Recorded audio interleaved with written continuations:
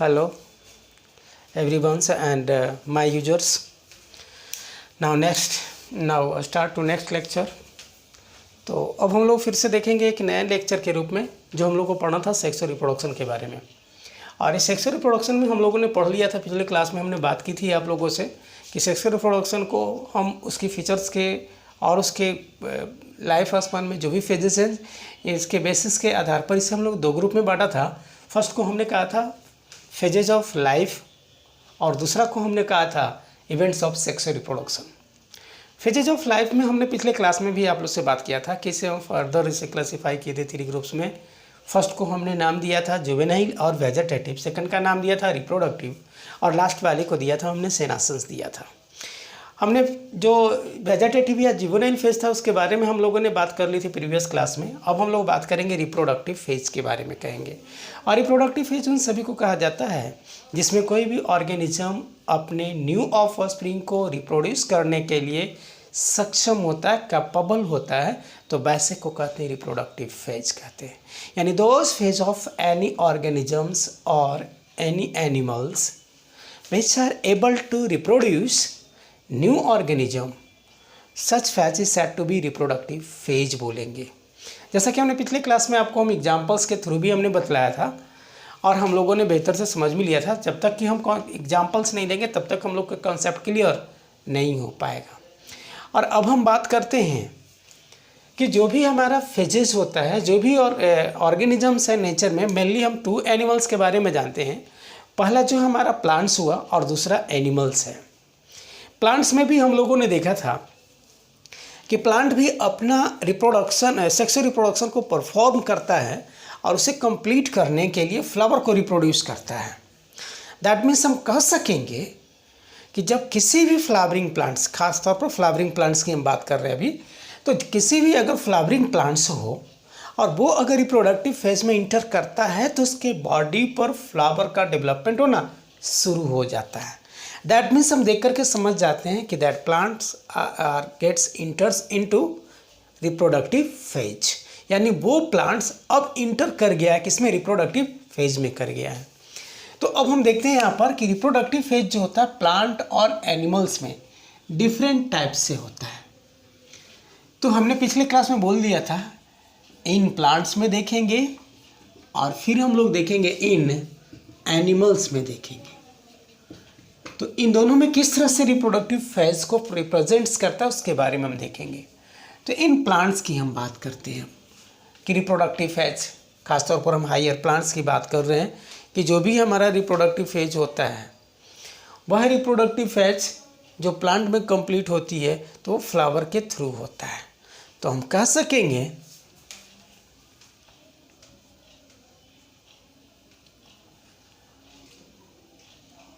reproductive phase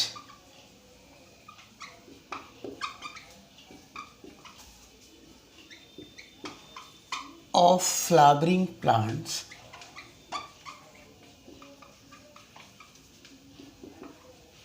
indicated by flower। याद रखेंगे, यानी जो कोई भी हमारा प्लांट है ना उन सभी में फ्लावर के द्वारा रिप्रोडक्टिव फेज को इंडिकेट करता है। ठीक है ना। अगली बात देखेंगे, ये सब का सब हम फ्लावरिंग प्लांट्स की बारे में कर रहे हैं। फ्लावरिंग प्लांट्स, ठीक है, इंडिकेटेड बाय किसके द्वारा, फ्लावर के द्वारा करता है। अगली बात हम देखेंगे, यह जो हमारा प्लांट है उसकी लाइफ के आधार पर हम उसको फिर से हम लोग 3 ग्रुप्स में कैटेगराइज करते हैं। पहला को हम लोग कह देते हैं एनुअल प्लांट, दूसरा को कहते हैं बाइनियल प्लांट और तीसरा को कहते हैं पेरिनियल प्लांट कहते हैं। ठीक है।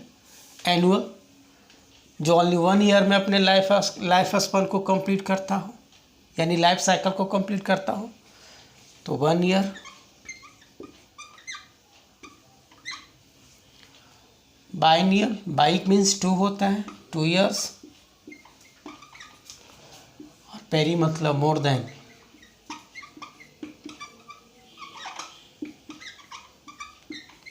2 ईयर्स। ठीक है। इन सभी में जो फ्लावर की जो प्रोडक्शन होता है, यानी फ्लावर का जो ये डेवलप करता है, इन सभी में अलग अलग टाइप का होता है। और इस आधार पर फ्लावर को प्रोड्यूस करने के आधार पर, यानी on the basis of production of flower in their life cycle, plants are divided into two groups. One of them called monocarpic, while another is said to be polycarpic. तो हम कह सकेंगे कि इन सभी प्लांट को production of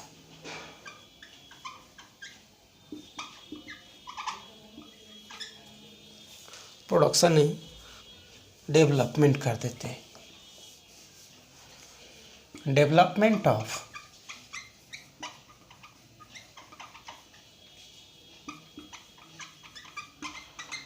flowers in life cycle. तो ये दो ग्रुप में, ठीक है ना, अगर कोई प्लांट अपनी लाइफ साइकिल में एक ही टाइम अगर प्रोड्यूस करता है फ्लावर को, तो कहेंगे हम लोग वैसे को मोनोकार्पिक।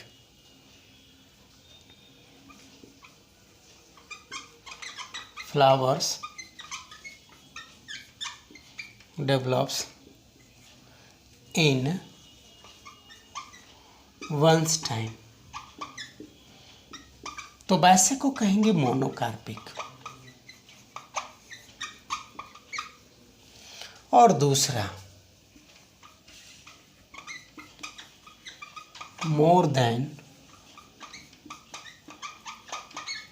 वन टाइम्स, तो वैसे को कहेंगे पॉलीकार्पिक। ठीक है।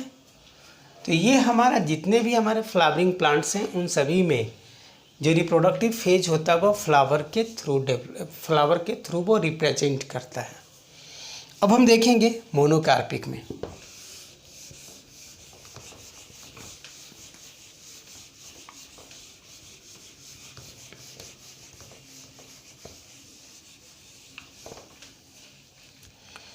ये ए हुआ था और ये बी हुआ। अब ए वाला को देखेंगे।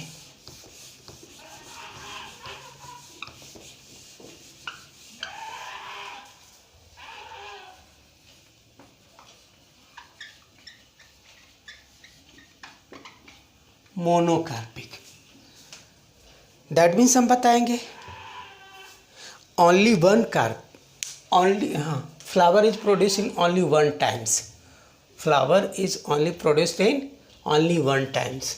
मोनो का मतलब ही होता है वन। मोनो का मतलब वन, तो इसी को हम लोग कहते हैं मोनोकार्पिक कहेंगे। क्या कहेंगे? मोनोकार्पिक कहेंगे।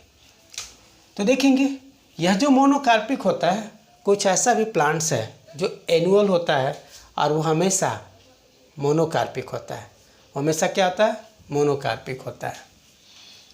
तो हम कह सकेंगे एनुअल प्लांट्स भी मोनोकार्पिक होता है। लाइक में हम देखेंगे paddy, wheat, paddy, wait,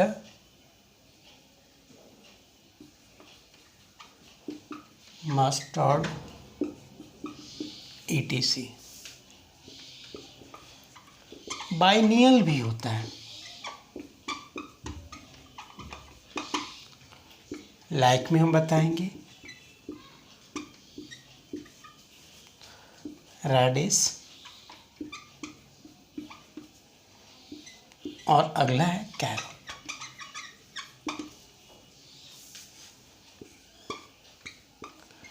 perennial plants भी होता है।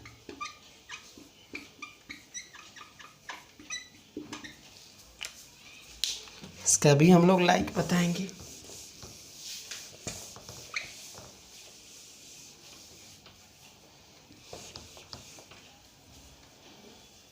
पेरिनियल का तो सबसे बेटर हम लोग देख रहे हैं, पहला एग्जाम्पल है लाइक में बैम्बू, जो 50 to 100 ईयर्स में फ्लावर को प्रोड्यूस करता है और उसके बाद इसकी डेथ हो जाती है। अगला एग्जाम्पल है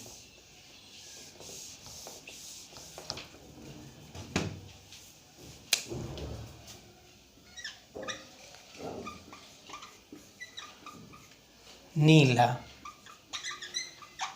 करंज। यह 12 ईयर्स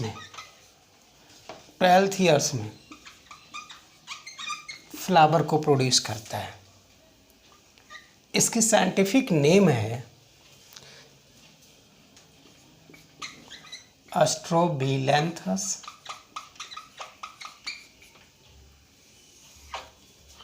कंथियाना। इसी को नीला करंज कहते हैं। ये जब भी पाया जाता है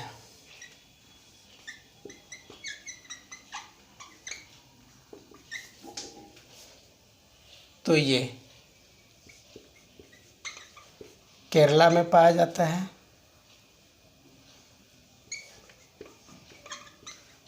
कर्नाटका में पाया जाता है और तमिलनाडु में पाया जाता है और तमिलनाडु में पाया जाता है। ये भी याद रखेंगे हम लोग। और इस तरह से हम लोगों ने देख लिया कि नेचर में जो भी मोनोकार्पिक प्लांट्स है, ख़ासतौर पर कुछ हमारा एनुअल्स भी हैं जो हमारा मोनोकार्पिक होगा, बाइनियल्स भी है वह भी मोनोकार्पिक होगा और पेरिनियल्स है वह भी मोनोकार्पिक होगा। देख रहे हैं एनुअल प्लांट्स में, जैसा कि हम सभी जानते हैं कि जितने भी हमारे सीजनल प्लांट है ना, इसको हम सीजनल प्लांट्स भी बोलते हैं। इसे क्या बोलेंगे? सीजनल प्लांट्स भी बोलेंगे। ठीक है, तो जितने भी हमारे सीजनल प्लांट्स हैं उन सभी को हम एनुअल भी कहेंगे और ये भी मोनोकार्पिक होता है, that is paddy, wheat and mustard. Okay, next देखेंगे बाइनियल। बाइनियल कहने का मतलब जो अपने लाइफ साइकिल को 2 ईयर्स में कंप्लीट कर लेता तो वैसे को बाइनियल कहेंगे, लाइक में रेडिस और कैरोट बोलेंगे। पेरिनियल में देखेंगे बैम्बू है, नीला करंज है जिसका साइंटिफिक नेम एस्ट्रोबिलैंथस कंथियाना है और ये जब भी पाया जाता है तो केरला और कर्नाटका और तमिलनाडु में पाया जाता है। इसमें देखते हैं कि वहाँ पर ये 12 वर्ष में यानी 12th ईयर्स में, ये 12th ईयर्स इसकी लास्ट ईयर होती है लाइफ स्पान का और उस समय इसमें फ्लावर का प्रोडक्शन होता है। इसके बहुत ही बेटर फ्लावर कलर होता है जिसके कारण वहाँ के जो भी छोटे छोटे पहाड़ी इलाका है इसके फ्लावर से ढक जाता है और बहुत सारे हमारे ऐसे हैं टूरिस्ट जो यहाँ पर हमेशा इसकी खूबसूरती को देखने के लिए आया करते हैं। तो ये हमारा नीला करंज है जो जब भी पाया जाता है तो केरला, कर्नाटका और तमिलनाडु में पाया जाता है। तो हम याद रखेंगे अपना एंट्रेंस के लिए कि ये भी पूछ सकता है कि नीला करंज इज मेनली या चिफली फाउंड इन, ऑप्शन ए में दिया रहा है केरला, कर्नाटका और तमिलनाडु और लास्ट में दिया ऑल ऑफ दीज। आंसर क्या लगाएंगे? ऑल ऑफ दीज लगाएंगे।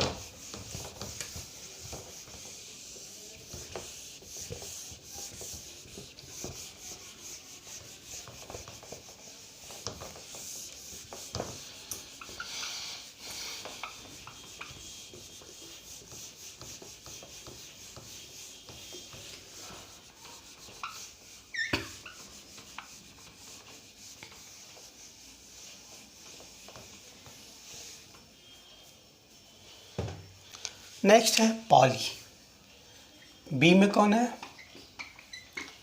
Polycarpic.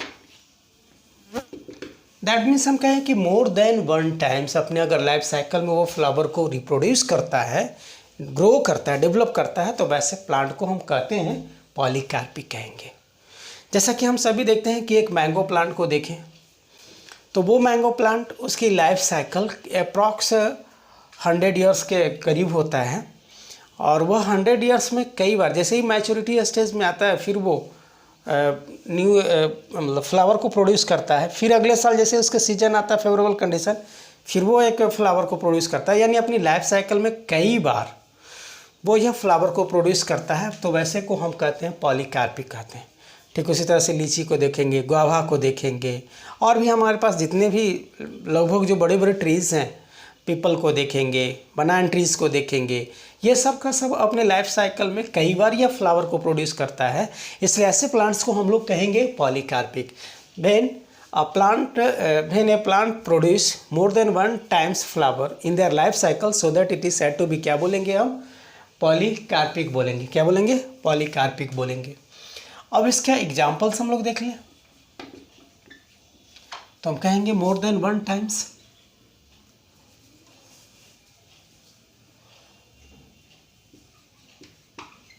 More than one times को अगर प्रोड्यूस करता हो तो वैसे को क्या कहेंगे, पॉलीकार्पिक। लाइक में हम देखेंगे मैंगो, पीपल, बनान, लीची एटसेट्रा, ये सब का सब क्या कहलाएगा, पॉलीकार्पिक कहलाएगा। ये तो हम लोगों ने प्लांट्स में देख लिया, ठीक है। अब हम लोग का सेकंड में पढ़ना है एनिमल्स के बारे में।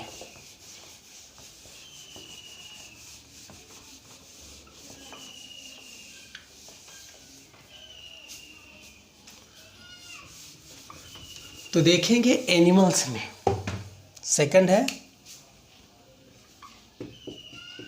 इन एनिमल्स, इसके बारे में पढ़ना है।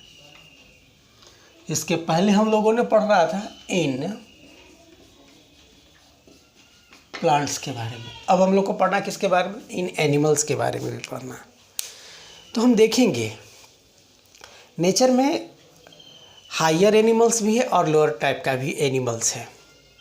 ये सभी एनिमल्स में डिफरेंट टाइप से अपने रिप्रोडक्टिव फेज को रिप्रेजेंट्स किया जाता है, और ये सभी के सभी इसके अलग अलग अपने अपने इसके कैरेक्टर्स होता है, जिससे हम आइडेंटिफाई कर लेते हैं कि that animals are able to undergoes into और रिप्रेजेंट्स टू रिप्रोडक्टिव फेज, ठीक है।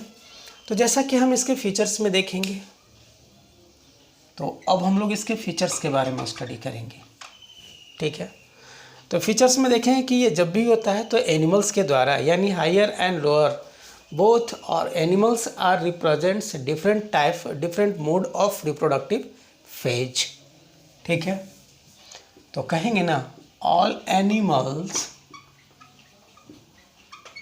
Are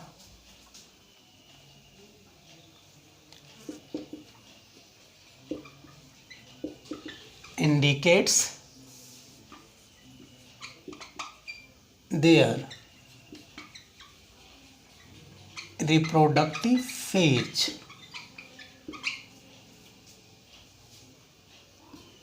by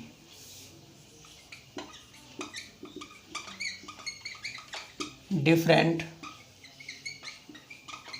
processes as well as habits. Next point देखेंगे डांसिंग एंड सिंगिंग के द्वारा भी हमारा कुछ एनिमल्स हैं जो रिप्रेजेंट करता है अपनी रिप्रोडक्टिव फेज को, ठीक है। तो डांसिंग एंड सिंगिंग ये जब भी होता है तो हनी बी के द्वारा किया जाता है। किसके द्वारा, हनी बीज के द्वारा किया जाता है।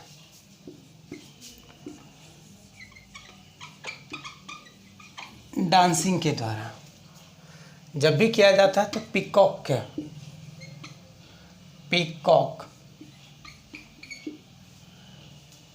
के द्वारा किया जाता है।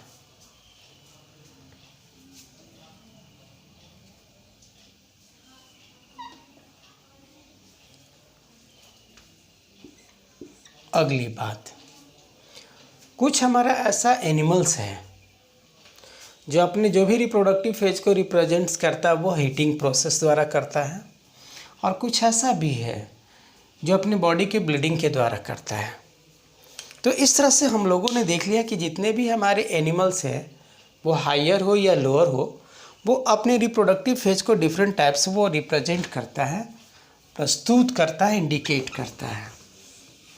अब हम देखेंगे यहाँ पर ब्रीडिंग के बारे में पढ़ना है।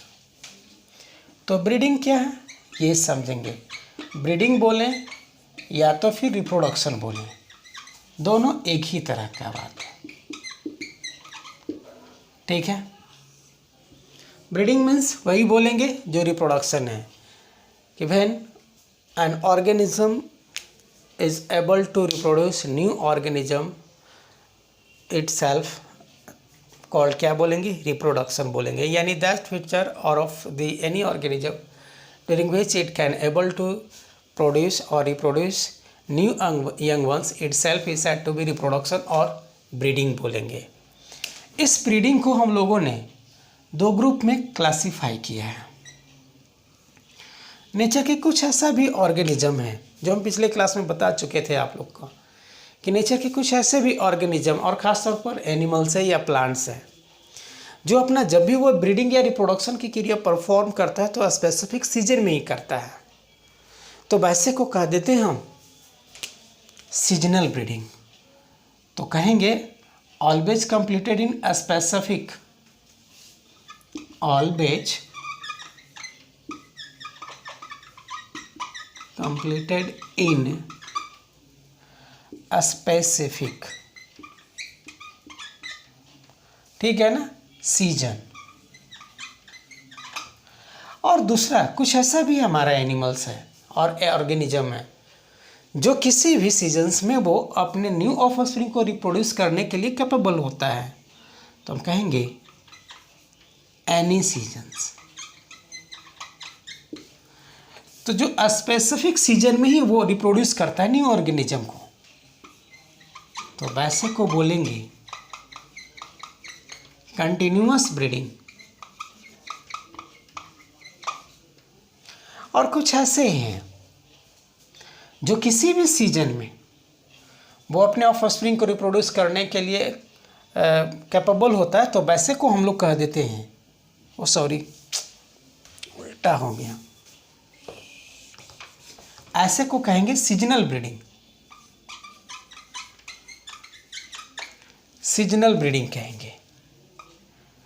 और ऐसे को जो किसी भी सीजन्स में वो न्यू ऑफस्प्रिंग को प्रोड्यूस कर सकता है या रिप्रोडक्शन में इन्वॉल्व हो सकता है, तो वैसे को हम लोग कह देंगे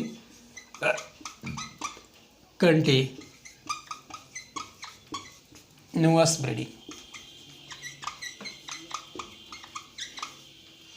इस तरह से हम लोग को मिल गया यहाँ पर फर्स्ट टाइप का, जिसे हम बोलेंगे सीजनल ब्रीडिंग, और नेक्स्ट को बोलेंगे कंटिन्यूअस ब्रीडिंग बोलेंगे। तो देखेंगे सीजनल ब्रीडिंग का एग्जाम्पल्स देखेंगे।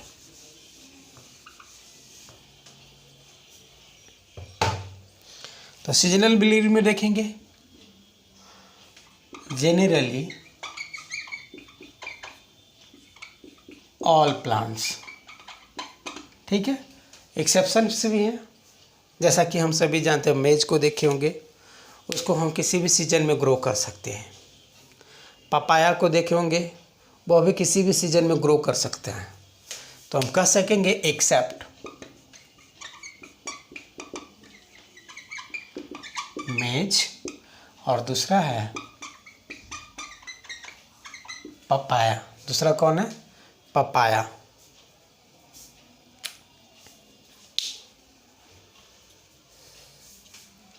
अब आगे देखेंगे, हाँ, इसी में एनिमल्स का भी एग्जांपल्स देख लें। ये तो प्लांट्स का एग्जांपल हुआ, अब एनिमल्स का एग्जांपल देख लें। जैसा कि हम सभी जानते हैं,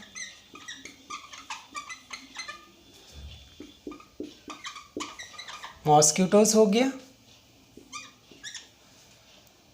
और क्या होगा? फिशेस होगा,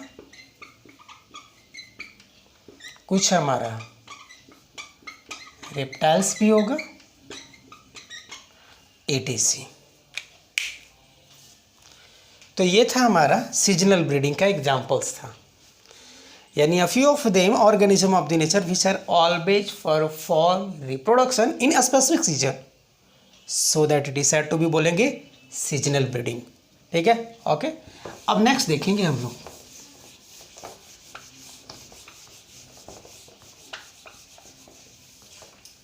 कंटिन्यूअस ब्रीडिंग। तो कंटिन्यूअस कहने का मतलब है जो किसी भी सीजन में अपने रिप्रोडक्शन को परफॉर्म कर देता हो, तो वैसे को कहेंगे कंटिन्यूअस कहेंगे।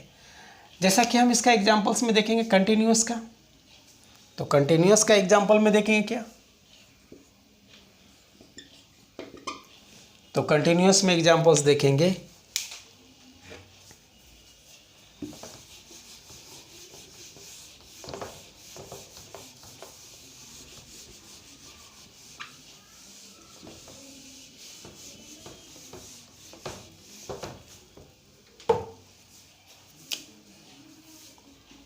मैन है, मंकी है, एप है, हॉर्स है,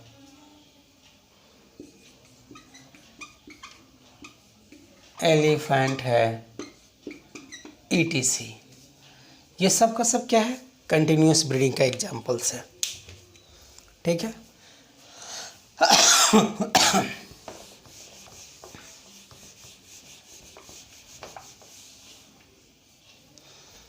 अब आगे लिखना है पॉइंट्स में कि जो मैमल्स होता है उन सभी मैमल्स में जो रिप्रोडक्टिव फेज है वो दो तरह से रिप्रेजेंट किया जाता है, यानी all mammals of the nature are represents their reproductive phase by two methods और प्रोसेसेस। तो कहेंगे all mammals of the nature are represents reproductive phase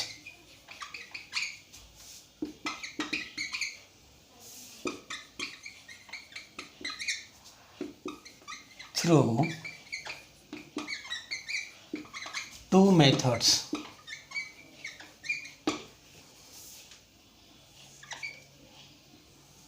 अगर जिस किसी ऑर्गेनिज्म के द्वारा बॉडी की टेम्परेचर बढ़ जाता हो और तब वो अपने रिप्रोडक्टिव फेज को रिप्रेजेंट करता हो, इंडिकेट करता हो, तो वैसे को कहते हैं हीटिंग इफेक्ट। तो हम कहेंगे by elevation of body temperature, now it is known as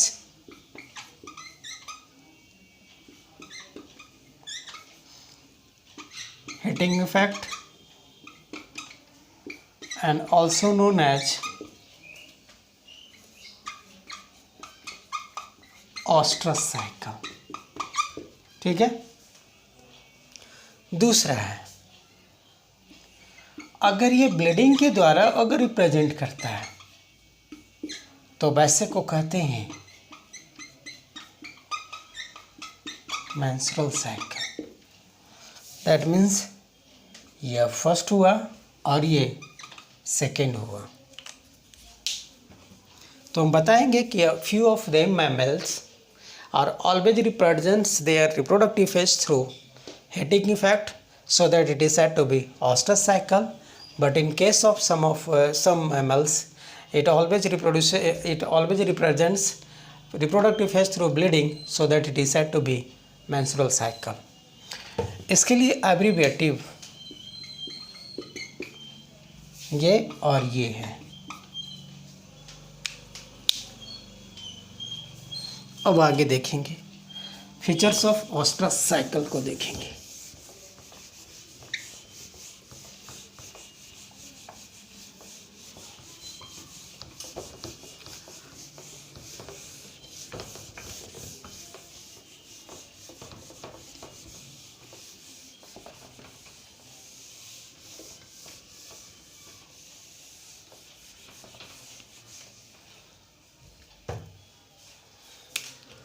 तो अगला हम लोग देखेंगे features of OC oestrus cycle. तो देखेंगे सबसे पहला फीचर्स तो ये है कि ये जब भी कंप्लीट होता है यह एक सिंपल फिनोमेना है, ये भी हम लोग याद रखेंगे, सिंपल प्रोसेस है ये, ठीक है। या फास्ट अकरेंस प्रोसेस है।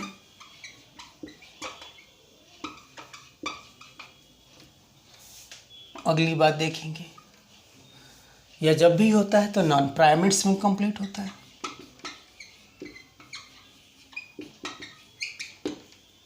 अगली बात देखेंगे, इसमें हीटिंग इफेक्ट होता है।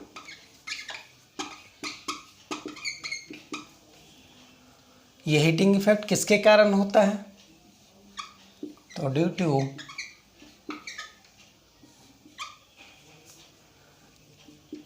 Increment in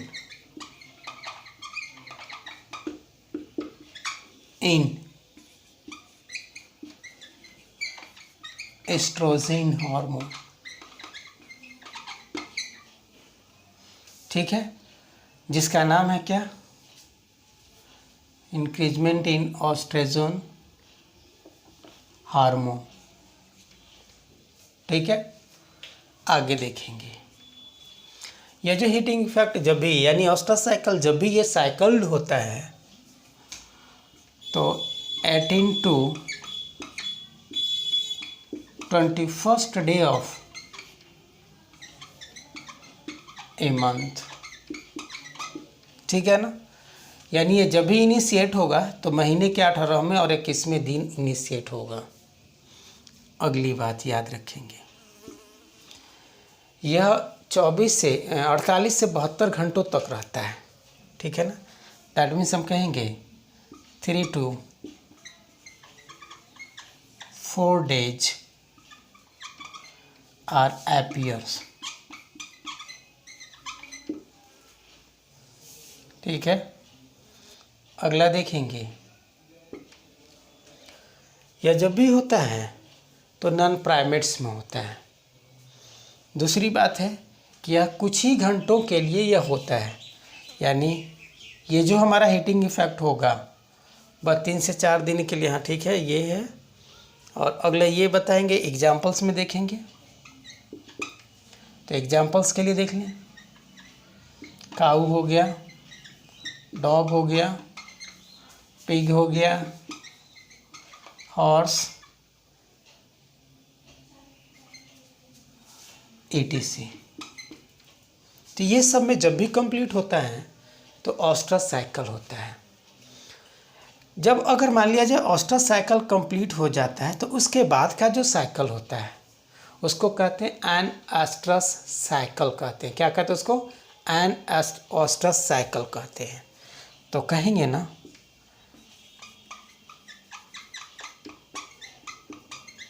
remaining days from OC known as an Ostrus cycle, an Ostrus cycle or day, ठीक है।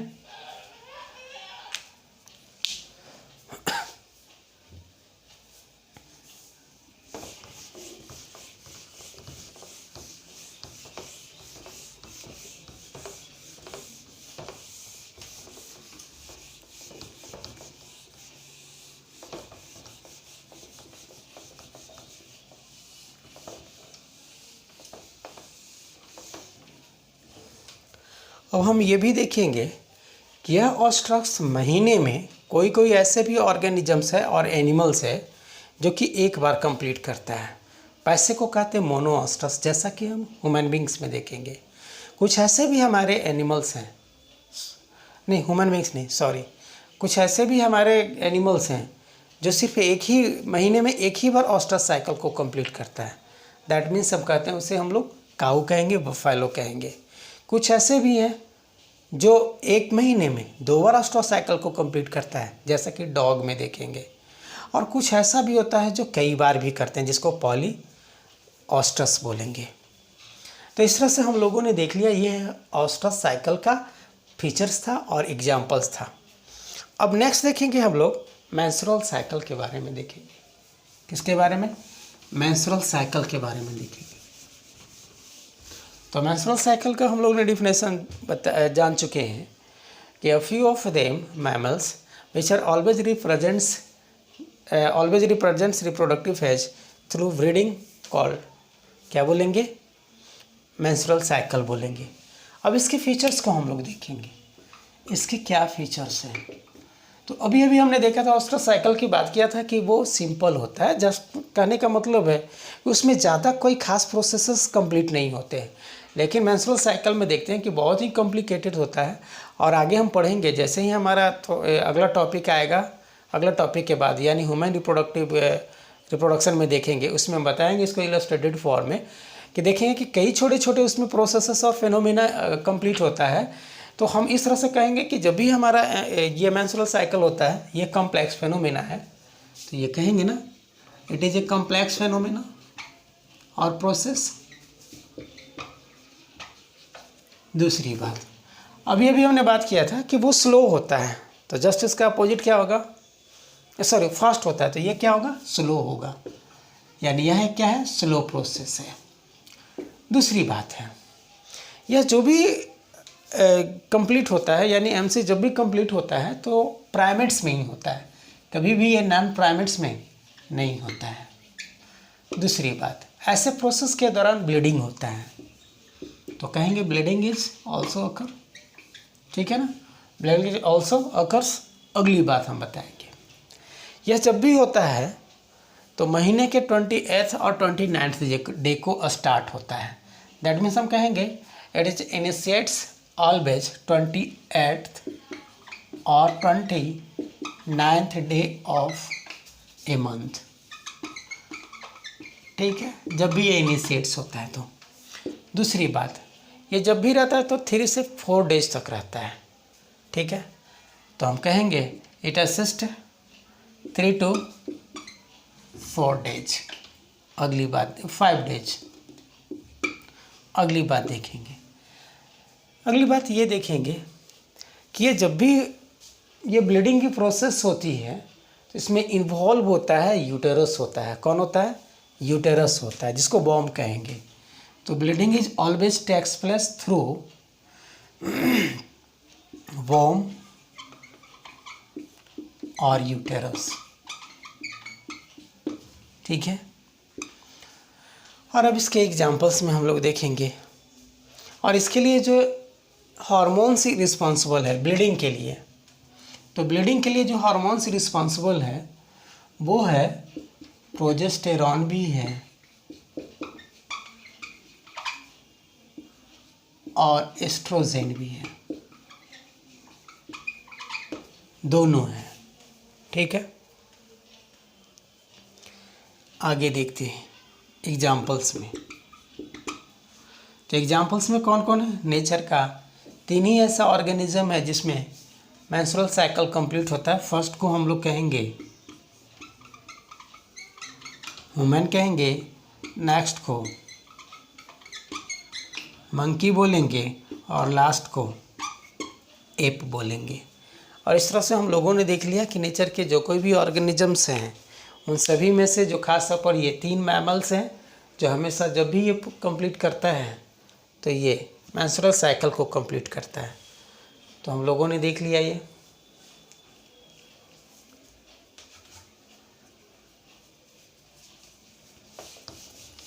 ये था हम लोग का रिप्रोडक्टिव फेज था। अब हम लोग आगे देखेंगे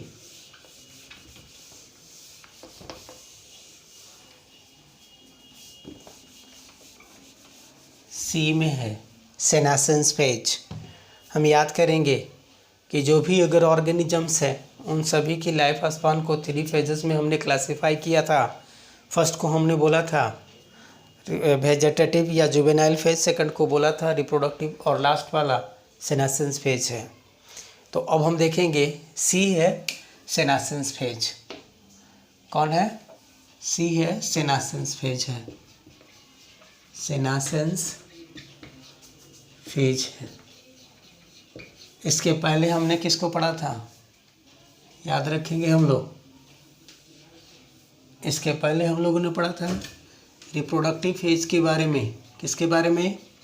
रिप्रोडक्टिव फेज के बारे में पढ़े थे।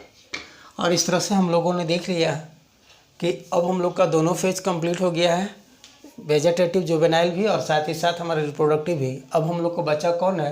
तो सेनासेंस फेज बचा है। तो देखेंगे सेनासेंस फेज में हम पिछले क्लास में भी आप लोगों से हमने बात किया था कि अगर किसी भी ऑर्गेनिज्म की इंटरनल ऑर्गन्स की वर्किंग कैपेसिटी हमेशा लूज करता जाता हो तो वैसे को हम लोग कहेंगे सेनासेंस फेज कहेंगे। क्या कहेंगे? सेनासेंस फेज कहेंगे। इस सेनासेंस फेज के दौरान हम देखते हैं कि ये इसकी फीचर्स में हम लोग देख लेंगे। ये लास्ट फेज है। दूसरी बात, working capacity of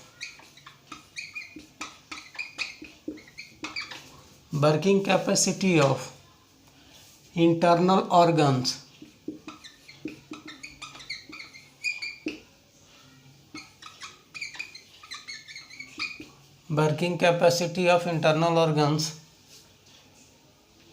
gets decreases। ठीक है। और ultimately it will gets die.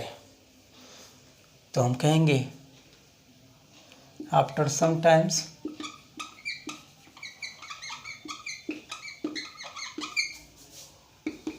It will gets die. ठीक है। और इस तरह से ये डेथ को प्राप्त कर लेते हैं। तो ये हम लोगों ने देख लिया था, ये सेनासेंस फेज है। अब हम लोग को पढ़ना है, ये तो फेजेज है, अब हम लोग को नेक्स्ट पढ़ना है इवेंट्स ऑफ सेक्सुअल रिप्रोडक्शन। किसके बारे में पढ़ेंगे? इवेंट्स ऑफ सेक्सुअल रिप्रोडक्शन के बारे में पढ़ेंगे। तो हम कहेंगे ना कि सेक्सुअल रिप्रोडक्शन में कई प्रोसेसेस कंप्लीट होता है जिसको हम कहते हैं gametogenesis, fertilisation, embryogenesis, parturition and lactation. तो इन सभी को कॉलेक्टिवली हम लोग कह देते हैं क्या? Events of sexual reproduction. यानी दोज फेजेस, दोज इवेंट्स और processes during which occurs in sexual reproduction are collectively known as events of sexual reproduction बोलेंगे। तो अब हम लोग को पढ़ना है सेकंड में पढ़ना है इवेंट्स ऑफ सेक्सुअल रिप्रोडक्शन। किसके बारे में? सेक्सुअल रिप्रोडक्शन के बारे में पढ़ना है। इसके पहले हम लोग क्या पढ़ रहे थे? फेजेज ऑफ लाइफ पढ़ रहे थे।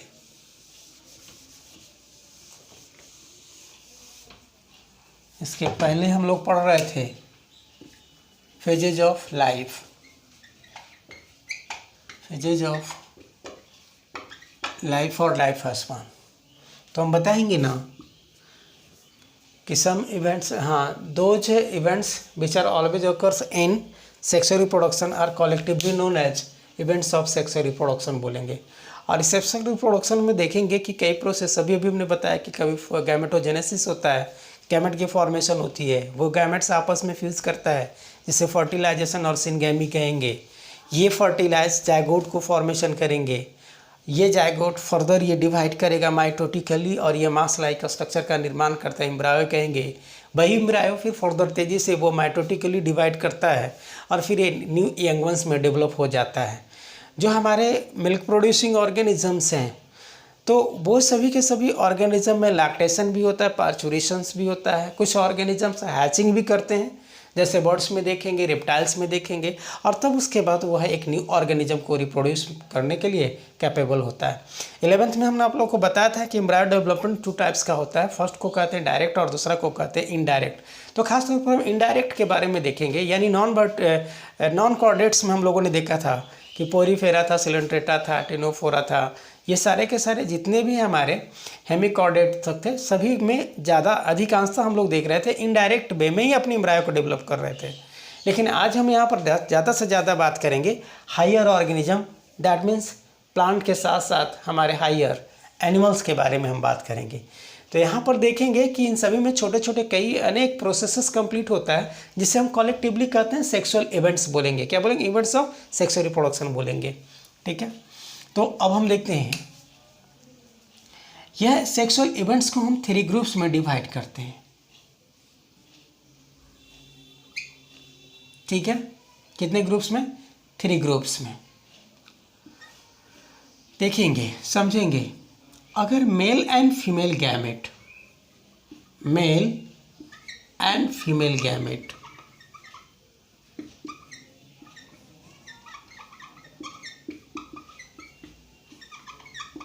आर फ्यूज्ड, ठीक है, both are fused so that it is said to be fertilization, और इसे ही हम लोग कहते हैं सिनगैमी। इसे क्या कहेंगे? सिनगैमी कहेंगे। यानी during some events of the sexual reproduction in which male and female gametes both are gets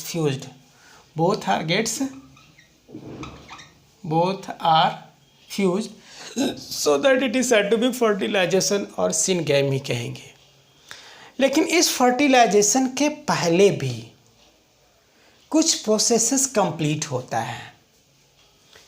तो पहले को हम अंग्रेजी में बिफोर बोलते हैं, बिफोर फर्टिलाइजेशन। तो वैसे प्रोसेस को हम कहेंगे प्री फर्टिलाइजेशन,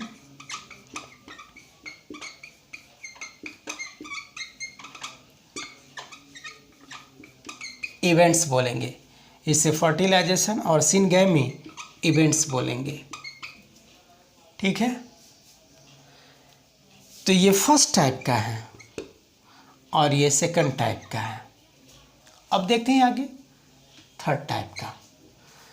तो हम कहेंगे कि यह जो प्रोसेस होगा इस फर्टिलाइजेशन के पहले कंप्लीट होता है, बिफोर फर्टिलाइजेशन। तो वैसे को कहेंगे प्री फर्टिलाइजेशन इवेंट्स कहेंगे। और जो फर्टिलाइजेशन के बाद कंप्लीट होता है आफ्टर फर्टिलाइजेशन,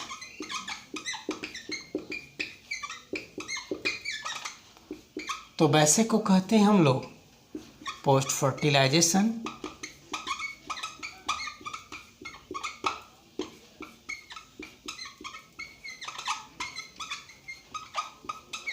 इवेंट्स बोलेंगे। और इस तरह से हम लोगों ने देख लिया कि यह जो हमारा सेक्सुअल रिप्रोडक्शन है इसके इवेंट्स को 3 ग्रुप्स में क्लासिफाई कर दिए। फर्स्ट को कह दिए प्री फर्टिलाइजेशन इवेंट्स, सेकंड को कह दिए फर्टिलाइजेशन और लास्ट को कह दिए post fertilization events. Post means ही होता है आफ्टर, ठीक है ना। दैट मीन्स हम बताएंगे कि some events of the sexual reproduction which are always completed after fertilization so that it is said to be fertilization events. Now next is fertilization or syngamy events during which male and female both gametes are fused, whereas in case of pre-fertilization you define as some events of the sexual reproduction are completed just before to fertilization is said to be, हम बोल देंगे क्या, pre fertilisation events बोल देंगे। और इस तरह से हम लोगों ने देख लिया कि इस सेक्सुअल रिप्रोडक्शन की जो इवेंट्स हैं इसे मेनली 3 ग्रुप्स में हम लोग क्लासिफाई कर दिए। फर्स्ट को कह दिए प्री, सेकंड को कह देंगे फर्टिलाइजेशन और लास्ट को कह देंगे पोस्ट फर्टिलाइजेशन। और इस तरह से आज का लेक्चर हमारा यही ख़त्म होगा। फिर मिलेंगे नेक्स्ट लेक्चर में और आप लोग अच्छी ढंग से मेहनत करते रहिए।